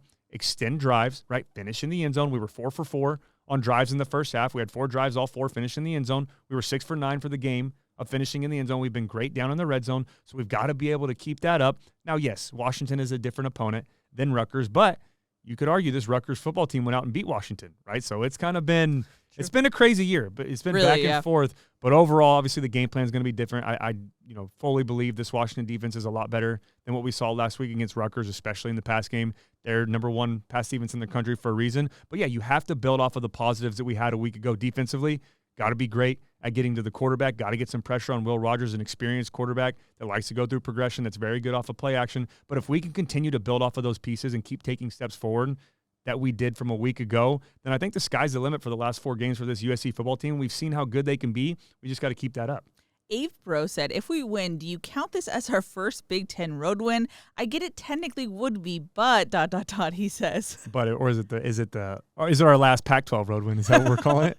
No, it's counts. I mean it would be ironic, but it would count. By definition, yes. In the stat book, yes, it would be our first Big Ten road win, but it's a familiar opponent. Would you say, what was your take? Familiar foe. Familiar foe. That was a great alliteration. Intro, by the way. Yeah, I love it. But yeah, no, it absolutely counts, right? And that's something that, and take out the Big Ten part of it, on just talking about away games as a whole, we have to be able to put these games away. We've had a lead in the fourth quarter of every single game we played, especially on the road, right? Go back to the Michigan game. We're winning that football game. We had a chance on offense to go down there and put the game away with the ball in our hand. Then our defense, even though we didn't get it done, our defense had a chance to make that final stop. We're up in the second half in that football game. We did so much of the hard work to win. We've just got to finish that game, right? Minnesota, same thing. We're going down to score to extend it to a 2-touchdown lead. Then we have a costly turnover. Maryland, going down to extend it to a 3-touchdown lead or a 3-score lead, have a costly turnover, right? So either way, these things that have hurt us on the road, whether you want to call it Big Ten, Pac-12, whatever it is, I get the joke, but we've got to be able to fix some of these issues that we've had on the road, because as soon as you get the crowd back into it and you feel it here at the Coliseum, there's times when it feels like you can't get anything going for 3 quarters. You're out of the game, or for an entire half, right? Against Wisconsin, go back to the first half of that game. It just felt like the crowd was gone. No one was involved. Everybody was just down. It was quiet. And then we have some explosive plays, a couple explosive plays, a big turnover, right? A big return, a big pass play, a touchdown here and there. Miller Moss taking off and running on a 3rd down. And then boom, the crowd's right back into it. Wisconsin muffed that punt. That was the turning point in that football game, because once you get the crowd back involved, momentum is a real thing in football, right? So we've got to be great this week. But yeah, I mean, it's huge. Most importantly, I don't care who it's against. We have to get that first road win in Big Ten Conference play, but it'd be pretty fitting for it to be against Washington, a former team that we played in our previous conference. De La Cruz said, I've struggled with letting go of playoff expectations when it seems so achievable, which may be why much of the fan base is so enraged. How then would you reshape or contextualize the rest of the season if you're Coach Riley to keep your team focused? Which, props to you, De La Cruz. I feel like that was a very well-articulated question. Yeah, and it's a great question to ask, right? Yeah. Because as a fan, we're not in meeting rooms on a week-to-week basis. We're not at practice. We're not doing all these things that go into being successful every single week, right? We look at big picture things, and that's easy to do, right, from the outside looking in. But I'm with you on that. Like, it's tough to not look back at some of those games and realize how close we were, right? And I know people hate hearing that, we're a couple plays away, or we're so close, or all these, because in the grand scheme of things, you just want to focus on wins and losses. But you can't let the final score in some of these games overshadow the positive things that happen, that overshadow the progress that this team has made. Yes, you can argue that the Minnesota game is a game that we should go in there and win, and we shouldn't even be in that situation in the first place. Maryland, another team on paper that, and I hate to say lesser opponent, because, we're 4-4 this year and we've struggled to be dominant, but we're so close to having that 8-0 record. We're so close to winning all of these games, and like we said, we've lost 4 games by a combined 14 points. So that's tough. So I say all that to say, as a coach, as a player, that's all already behind you, right? You've learned from it. You build off of it. You make the corrections that need to be made, and hopefully you can improve off of those, but you just have to focus on a week-to-week basis. You can't have expectations that are tailored to the playoffs, that are tailored to a conference championship. You can have goals set to that, but as a player, you don't look at that. It's tough to overlook games. We talk about trap games. We talk about how do you not overlook this team to play that team, or how do these big games or these lesser opponents, you overlook them to the next game. It's the same thing throughout the season, right? You can't look at the end of the year at wanting to be conference championships, at wanting to be playing in the playoff or being a national championship if you don't handle week 1 or week 2 or attack a bye week 3. All those things matter. So, yeah, for the last 4 games, I mean, it really comes down to Coach Riley getting this team to focus on 1-0 each week. And it sounds a little cheesy and it sounds like corny, like, okay, that's a cliche, 1-0 each week. That's the cliche, but that's true. And if you start looking back at some of those things, or you start looking ahead to next year and saying, all right, well, we're not making the playoffs, we're not winning the conference, let's already look ahead to next year, these last 4 games could go very bad, right? But Coach Riley and his staff are the right people for this job, and they know how to get this team ready to go on a week-to-week basis. But you do, as a fan, want to build momentum these last 4 games and have that carry over into the offseason and keep that up going into 2025. Trojan Mom said, if we do what we did last week and continue to win all of our games, do we get back into the top 25? Lots of chances out there. Fight on as always. Yeah, I would love to say yes and be optimistic, but I just don't see us being 5-4 in the top 25. If we can get to 8-4 and beat Notre Dame, win out obviously, but beat Notre Dame, a ranked opponent, and get to 8-4, I think we finish in the top 25, top 20. But no, I don't think 5-4, 6-4, even if we win these next 2 weeks, get us in the top 25. It is a tall task to get back into that top 25. But at the end of the day, who knows? I mean, the college football playoff people of the committee may look back and say, hey, this team is actually better than their records say, so we could be in the top 25 based off of the close games that we've had. But it's just tough to argue a 5-4 football team if we win this week, or when we win this week, right? Optimism, we're positive. When we win this week, going back and being in the top 25 at 5-4. I do think it's interesting if you go to some of like the FPI or Joel Klatt's personal rankings, like people who watch the games or at least take into account strength of schedule, like put USC higher than wins and losses. I think we were top 15 at 3 before we even won this game. We were like top 15 in the FPI rankings. Yeah. For the country. I think it was like 13 or yeah, something it was. like that. I think it was. And that was on a 3-4 record. So, yes, that does give you a little positivity as a fan and as, as an alum and as someone who loves USC football. But I get it. At the end of the day, if you want to, we just talked about expectations. If you want to get to that next step, you can't be that close, right? You can't be, we should have won that game or we could have done this differently. You have to win those games, right? And that's what, and it's going to take time. This is a young roster, and there's guys that are learning to win these games. And we played teams like Penn State that have been there before and that have a great core group that knows how to win those close games, and we have done it. We showed flashes against LSU of winning close games. It's just doing it every time, right? Yeah. And there's times where it should be runaway games, but there are times throughout a season, whether you're the first team in the country or last, that you're going to have to win some of those close games that maybe you shouldn't be in the first place, but the great teams find a way to get it done, and that's something that we're building towards, and I absolutely believe we can get there. On that note, I'm going to end with a question from Louie. Not the normal Louie we mentioned. It's a different Louie, so that's fun. He says, love the pod. With it being a tough year, what positives can we take?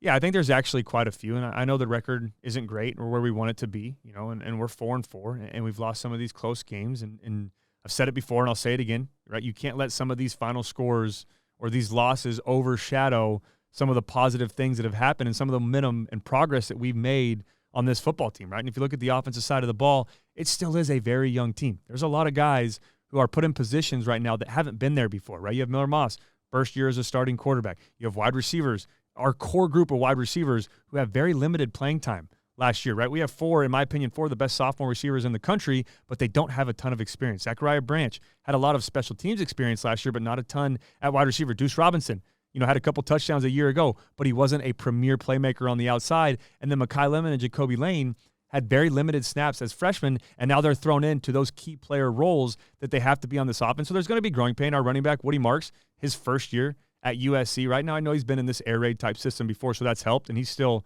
in my opinion, MVP, but he's still a first-year player who's getting comfortable in this offense. And then our offensive line has been the biggest question mark, and that's been a huge positive for me. And I don't want to talk about that for a second, just how good they have gotten, right? And are they the best in the country? Are they where they need to be yet? Are they, at the top? No, not at all. But they have taken huge steps forwards. They've taken huge strides in this offense. They've done phenomenal in the run game, somewhere that, we question this year. Are we going to be able to run the football a whole lot? How's it going to look? Are we going to be able to protect and pass protection because it didn't look great early in the season? They have absolutely taken those steps forward.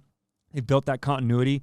Alani Noah at right guard is really starting to step up. Our tackles are playing better. They're getting put on an island in one-on-one positions, and they're winning more than they're losing. That's a positive, right? We're seeing them do a good job, especially against some very good pass rush teams. Penn State, I thought they were phenomenal. And then obviously Jonah Monheim and Emmanuel Pregnon have been the MVPs of this offensive line. But, yeah, I think there's are a lot of positives. And then the defensive side of the ball, right? It's still a first year in this system. We have an entirely new coaching staff. Yeah. There are a ton of new faces, a new scheme, new players that are key players on this defense. Our middle linebacker, Easton Mascarenas-Arnold, is a transfer.